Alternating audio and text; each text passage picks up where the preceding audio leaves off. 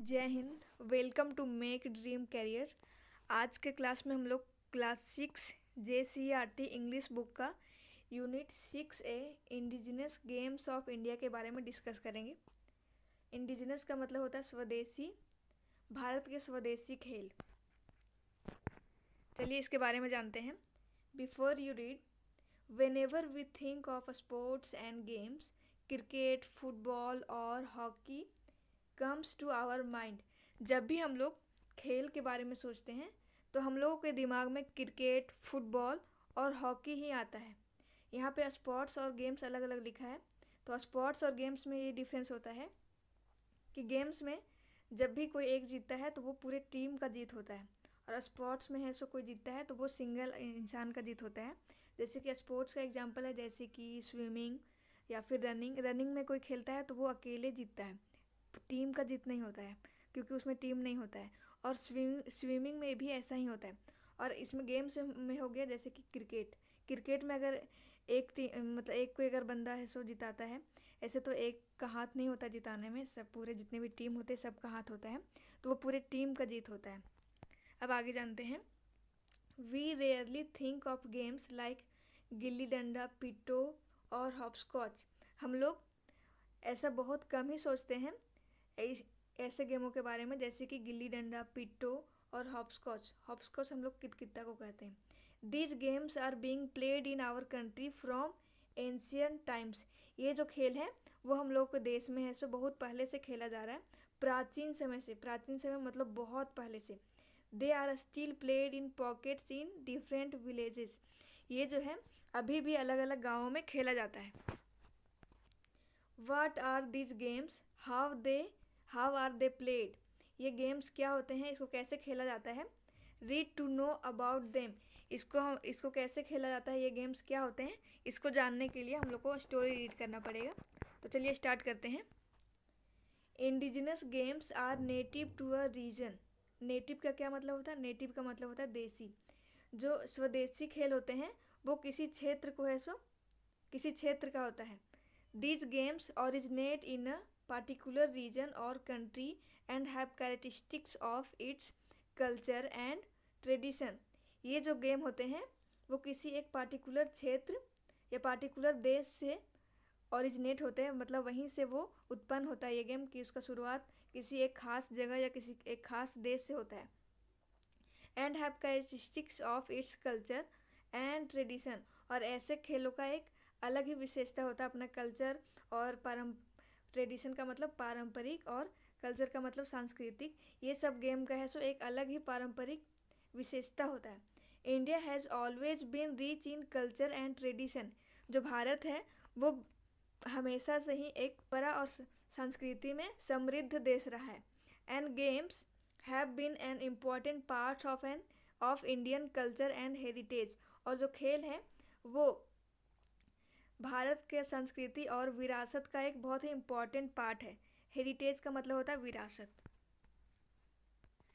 Gradually the time changed and so did our sports.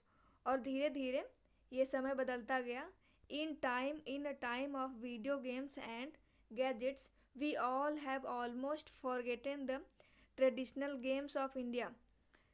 Video game और gadgets के समय में, गैजेट्स का मतलब होता है यंत्र जो हम लोग को कामों को आसान बनाता है, और वीडियो गेम के समय में हम लोग ऐसे पारंपरिक गेमों को भूल चुके हैं, लगभग भूल चुके हैं।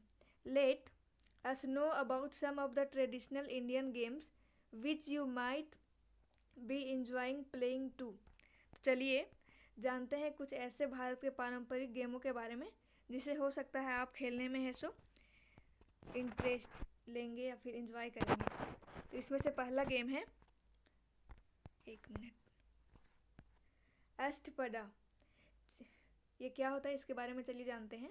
Chess was invented in India and originally was called Ashtapada. जो चेस जो होता है, जो अभी हम लोग चेस खेलते हैं ना, वो जो गेम है वो है सो भारत में इसका खोज हुआ था। वाज कॉल्ड, जिसको हम लोग है सो अष्टपदा के नाम से जानते हैं। Later this game came to be known as Chaturanga. और बाद में इस खेल का नाम हो गया चतुरंगा। Ashtapada Ashtapada meaning 8 square. अष्टपदा जिसका मतलब होता है 8 वर्ग, refers to both the game board's dimensions and the game played upon the 64 squares। जो इसमें 8 स्क्वायर, अष्टपदा का मतलब जो 8 स्क्वायर होता है, ये क्या चीज़ को रिफ़र करता है? जो बोर्ड होता है उसके लंबाई चौड़ाई को, और उस पर जो 64 वर्ग बने हुए रहते हैं, स्क्वायर बने हुए रहते हैं, इस चीज़ को बताता है। 2, 3 और 4 people can play the game. 2, 3 और 4 लोग इस खेल को खेल सकते हैं। If 2 players are playing each would sit on one side of the board. अगर इस खेल को 2 लोग खेल रहे हैं तो दोनों जो है वो है सो बोर्ड के एक साइड बैठेंगे। उसके बाद आगे क्या होता है? And enter there 2 pieces on to the centre cross cut squares along the outer side. और वो जो अपने पीसेस को है वो बीच में जो क्रॉस कट बना हुआ रहता है, यहाँ पे क्रॉस कट जो स्क्वायर होता है वहाँ तक पहुँचाते हैं आउटर साइड के क्रॉस कट से। The object of the game is to be the first player to enter and exist both his pieces. और इस गेम का जो विनर होता है वो होता है जो सबसे पहले इंटर और एग्जिस्ट करता है। इंटर और एग्जिस्ट दोनों एक साथ, मतलब सबसे पहले करता है। A player exist his piece once reaching the centre square. जो खिलाड़ी होता है वो उसे एग्जिस्ट कब करता है? जब वो सेंटर के स्क्वायर के पास पहुंचता है तो वो एग्जिस्ट करता है। Movement for the game is determined by 4 cowry shells. इस गेम को आगे बढ़ाने के लिए कॉरी सेल्स का उपयोग किया जाता है। आगे देखते हैं नेक्स्ट।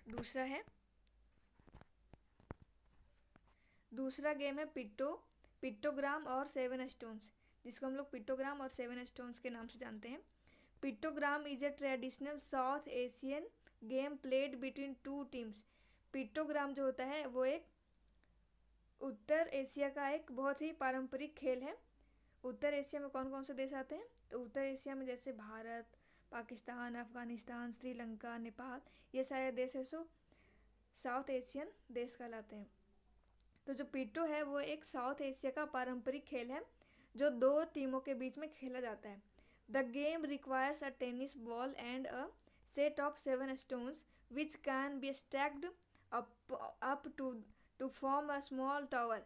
और इस गेम को खेलने के लिए हम लोग को टेनिस बॉल का ज़रूरत होता है और सेट ऑफ 7 स्टोन्स और 7 पत्थरों का एक सेट जो है सो एक दूसरे के ऊपर रखा हुआ रहता है, खड़ी की हुई रहती है। स्टैक्ड का मतलब होता है खड़ा करना।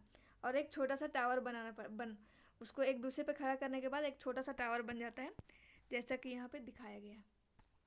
उसके बाद क्या होता है? तो the aim of the game is to break the tower and then rebuild it before getting hit by one of the opponent. और इस खेल का जो एम रहता है वो क्या रहता है? इस टावर को ब्रेक करना रहता है और उसको दोबारा से बनाना रहता है बिना दूसरे अपोनेंट मतलब विरोधी टीम से पीटे हुए। मतलब कि एक बार अगर हम इस टावर को गिरा दिए तो उसको हमको रीबिल्ड करना पड़ेगा। अगर हम रीबिल्ड करने समय दूसरे मतलब ओपोनेंट से अगर पिट गए तो फिर हम इस गेम को हार जाते हैं। और अब आगे देखते हैं।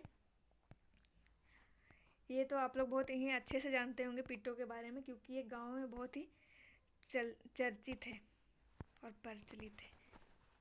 नेक्स्ट देखते हैं। नेक्स्ट है 3rd नंबर गट्टी। This traditional game is played by both children and adult. ये जो पारंपरिक खेल है वो बच्चों और एडल्ट दोनों के द्वारा खेला जाता है। This simple game requires 5 pieces of a small stone. इस एक साधारण सा खेल में 5 छोटे छोटे पीसेस लगते हैं स्टोन के। You spin 1 stone in the air and pick other stones from the ground without dropping the stone in the air. इस गेम को खेलने के लिए हम लोग एक स्टोन को हवा में उछालते हैं और दूसरा स्टोन को ग्राउंड से पिक करते हैं, उसको बिना गिराए जो हम लोग हवा में उछालते हैं। This game can be played by any number of people. इस खेल को खेलने के लिए कितना भी लोग खेल सकते हैं, इसमें कोई लिमिट नहीं है। नेक्स्ट देखते हैं 4th नंबर जो है कंचा या गोली। This game is played. ये जो जितने भी गेम्स हम लोग डिस्कस कर रहे हैं ये सब के बारे में आप लोग आई होप कि जानते होंगे, क्योंकि ये ज़्यादातर गांव में ही खेला जाता है और ये काफ़ी इंटरेस्टिंग गेम्स होता है। चलिए नेक्स्ट डिस्कस करते हैं। कंचा या गोली। This game is played using marbles called कंचा और गोली। इस गेम को खेलने के लिए हम लोग को मार्बल्स का ज़रूरत पड़ता है, जिसको हम लोग कंचा या गोली कहते हैं, जैसा कि यहाँ दिखाया गया है। There are various versions ranging from easy to more complicated ones. यहाँ पे है सो बहुत सारे वर्जन होते हैं, कोई आसान होता है और कोई डिफ़िकल्ट होता है। Basically the players need to hit the selected target kancha using their own marble. इसमें जो प्लेयर होता है, जो खिलाड़ी रहता है, उसको एक टारगेट सेलेक्ट करना रहता है और उसके पास जो एक कंचा रहता है उससे उसको हिट करना रहता है। And the winner takes the kanchas of rest of the player. और जो इसमें जो जीतता है वो है सो बाकी सारे प्लेयर का जो भी कंचा होता है वो ले लेता है।